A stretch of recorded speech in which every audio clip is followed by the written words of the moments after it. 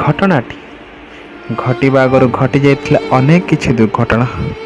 ଆମ ନିତିଦିନିଆ ଜୀବନର ଘଟୁଥିବା ଏମିତି କିଛି କିଛି ଘଟଣାଟି ଆଧାରିତ ଏକ ପ୍ରେମ କାହାଣୀ ଉପରେ, ଯାହାକି ଦୁଇ ପ୍ରେମୀ ଯୁଗଳଙ୍କର ନିଃସ୍ୱାର୍ଥପର ଭଲ ପାଇବା।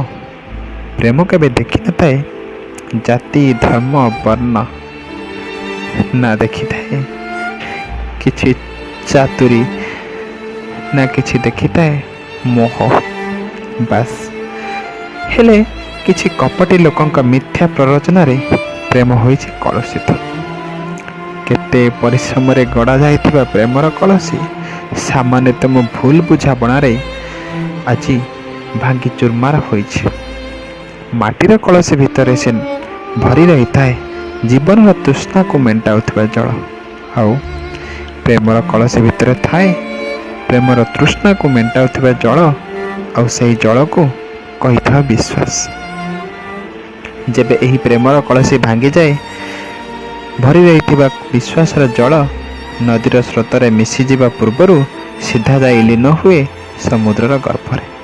ସେହି ଜଳ କେବେ ପାନୀୟ ଉପଯୋଗୀ ହୋଇନଥାଏ। ମାଟିର କଳସୀ ସିନା ଭାଙ୍ଗିଗଲେ କୁମ୍ଭାର ପୁଣି ଥରେ ଅତି ଯତ୍ନର ସହକାରେ ନୂଆ କଳସୀଟି ଗଢ଼ି ଦେଇଥାଏ, ହେଲେ ପ୍ରେମର କଳସୀ ଭାଙ୍ଗିଗଲେ ଆଉ କ'ଣ ଗଢ଼ିବା ସମ୍ଭବ?